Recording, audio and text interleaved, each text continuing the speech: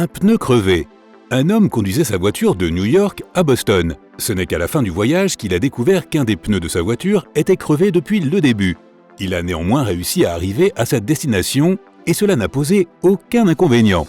Comment cela est-il possible?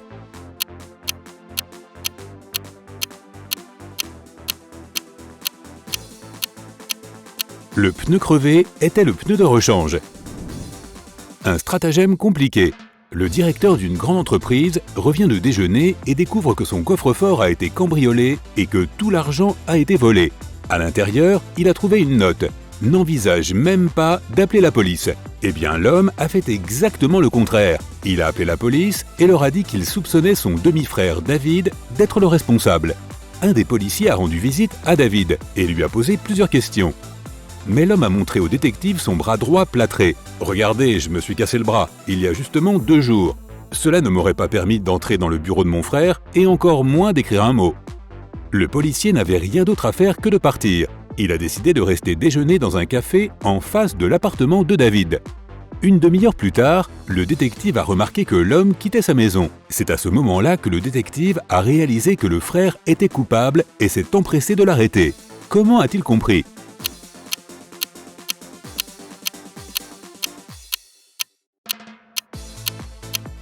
Le policier a remarqué que quand David a quitté l'appartement, il avait le plâtre non pas sur le bras droit, mais sur le gauche. Est-il assez intelligent? Un jour, un nouveau gars très mignon nommé Tom a rejoint la classe de Cathy. Tous ses camarades de classe avaient le béguin pour lui et il était clairement au courant de sa popularité. Mais quoi que les autres fassent, Tom ne prêtait attention à aucune de leurs marques d'intérêt et n'avait d'yeux que pour Cathy. Il lui plaisait aussi beaucoup, mais elle voulait s'assurer qu'il n'était pas seulement mignon, mais aussi intelligent. Un jour, alors qu'ils étaient seuls dans la classe, Cathy s'est approchée du tableau blanc, a pris le marqueur et a écrit 128, racine carrée E, 980. Tom l'a regardé pendant quelques secondes, puis a souri, et Cathy a su qu'il avait résolu son énigme. Peux-tu faire pareil?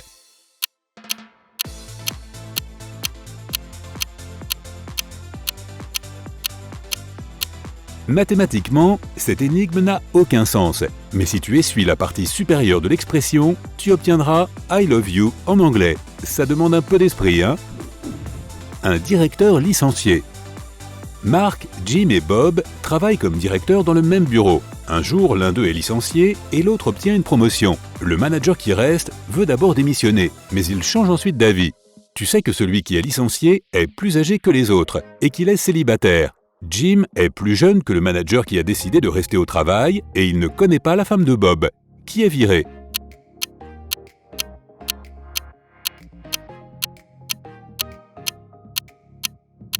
Ce n'est pas Jim, parce qu'il est plus jeune que le manager qui reste. Ce n'est pas non plus Bob, parce qu'il est marié. Cela signifie que Mark a été licencié, que Jim a été promu et que Bob a décidé de rester à son poste. L'énigme de l'antiquaire. David était un antiquaire célèbre dans sa ville, mais beaucoup de gens étaient jaloux de lui. L'homme avait une jeune et très belle fille nommée Lisa. Un soir, alors que l'antiquaire était occupé dans son atelier, son téléphone a sonné. Un homme lui a dit qu'ils avaient la fille de David. S'il voulait la revoir, il devait donner sa collection de bijoux à un homme qui attendait à la porte. Ce n'était pas la première fois que quelqu'un menaçait David. C'est pourquoi il a demandé à parler à sa fille. Il lui a posé une seule question. « J'ai 2 aiguilles, mais je ne peux pas coudre. Que suis-je »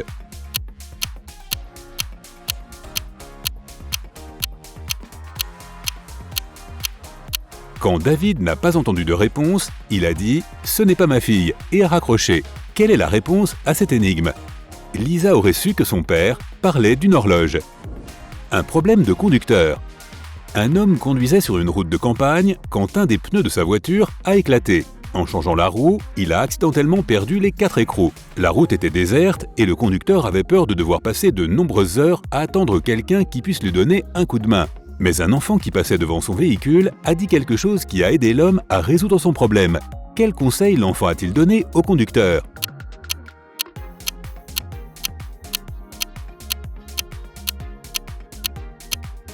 L'enfant a dit à l'homme de retirer un écrou de chacune des roues restantes et de s'en servir pour fixer le pneu de rechange. De cette façon, l'homme pouvait arriver jusqu'à la station-service la plus proche.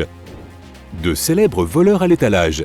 les détectives essayaient depuis plusieurs années d'attraper 2 tristement célèbres voleurs à l'étalage. Et finalement, suite à un nouveau vol, ils ont réussi à capturer l'un des coupables. Les policiers l'ont interrogé pendant 2 jours, mais il n'a rien dit sur les biens et l'argent qu'il avait pris, ni sur l'endroit où se trouvait son complice. Pourtant, dans les 24 heures suivantes, les inspecteurs ont réussi à trouver l'endroit où la marchandise était cachée. C'était une petite maison de banlieue. Dans le sous-sol, il y avait un homme qui semblait très heureux de voir la police. Il a dit qu'il était resté coincé dans la maison depuis 1 semaine. Personne ne l'avait sauvé et il commençait à manquer de nourriture. C'est pourquoi il avait été tellement heureux de lire cette bonne nouvelle dans le journal. Les policiers ont immédiatement compris que c'était le complice qu'ils cherchaient. Comment ?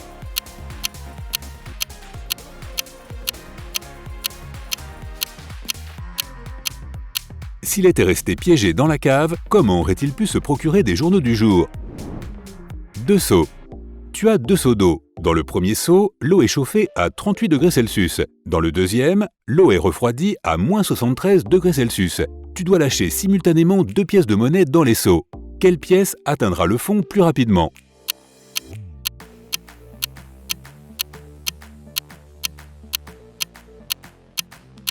La pièce qui est dans l'eau chaude. L'autre ne coulera pas du tout car l'eau du seau est gelée. Elle vient de Frozen, quoi. Documents importants. John, le directeur d'une grande entreprise, a réussi à persuader ses associés de signer un accord super important. Il a ensuite mis ce document dans un dossier et l'a laissé sur la table dans son bureau privé. Lorsqu'il est arrivé au travail le lendemain matin, le dossier avait disparu. Surprise, surprise. John a rassemblé tous les employés qui se trouvaient dans le bureau à ce moment-là et les a interrogés. La femme de ménage a dit qu'elle était occupée à laver le sol et qu'elle n'avait pas fait attention à ce qui se trouvait autour. Le designer a expliqué qu'il n'avait pas quitté son lieu de travail une seule fois. De plus, comme c'est un artiste, il n'avait aucun intérêt pour les documents concernant l'accord. Le comptable a admis qu'il était rentré dans le bureau de John pour faire signer certains documents, mais lorsqu'il a vu qu'il n'y avait personne à l'intérieur, il est immédiatement reparti. Qui a pris le dossier de l'accord ?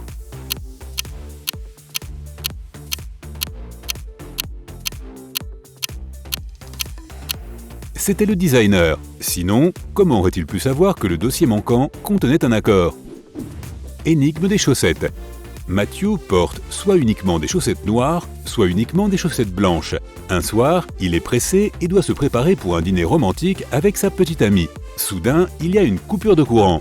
Le type a 10 chaussettes blanches et 10 chaussettes noires dans son tiroir, mais elles sont toutes mélangées. S'il fait complètement noir dans la pièce et que Matthew ne voit rien, combien de chaussettes doit-il sortir du tiroir pour en avoir 2 assorties ?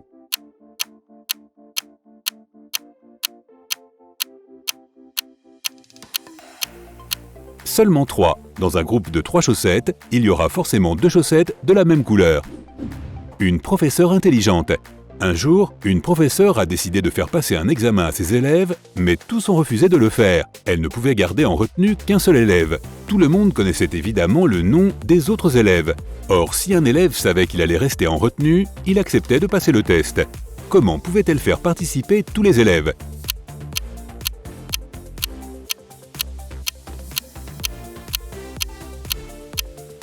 Elle leur a dit qu'elle garderait en retenue l'élève dont le nom était le premier dans l'ordre alphabétique. Ainsi, cette personne passerait l'examen. La personne suivante sur la liste le ferait aussi, et ainsi de suite jusqu'à la fin de la liste. Trésor caché. Martha aimait vraiment sa petite sœur Marie, mais un jour, elle a dû s'absenter toute la journée. Elle ne voulait pas manquer trop à Marie ou qu'elle s'ennuie. C'est pourquoi elle a organisé une chasse au trésor pour la petite fille. Avant son départ, Martha a donné une carte à sa petite sœur. Elle a dit à l'enfant que si elle suivait les instructions, elle trouverait un vrai trésor. Marie a suivi la carte au pied de la lettre. Elle a fait le nombre exact de pas et a tourné à tous les bons endroits. Elle est finalement arrivée à l'endroit et a commencé à creuser. La petite fille a creusé et creusé, mais n'a rien trouvé. Naturellement, elle était assez dégoûtée. Quand Martha est rentrée, elle a pris la carte et a immédiatement trouvé le trésor. Comment cela se fait-il ?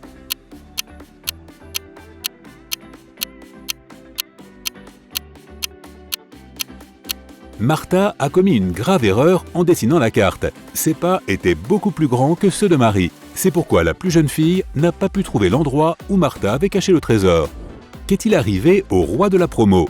Peu après que Bob soit devenu roi le soir du bal, il a disparu. Pouf, comme ça. Ses professeurs l'ont cherché partout. Ils suspectaient 3 personnes qui pouvaient être responsables de sa disparition. Le rival de Bob, Joe, a dit qu'il avait dansé toute la nuit avec sa petite amie et qu'il n'avait pas vu Bob. Le camarade de classe de Bob, Denis, a déclaré qu'il ne se sentait pas bien, alors il avait passé toute la nuit dans le hall. Laura, l'admiratrice secrète de Bob, a déclaré qu'elle avait compté les votes pour l'élection. Les professeurs ont tout de suite su qui était derrière la disparition.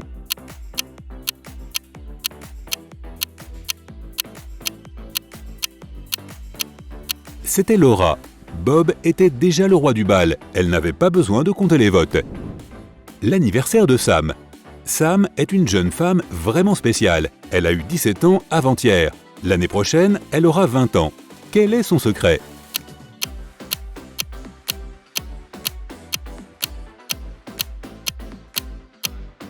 Sam n'est pas une voyageuse dans le temps ou quoi que ce soit. Elle est née le 31 décembre. Donc si nous sommes le 1er janvier, il est vrai de dire qu'elle avait 17 ans avant-hier.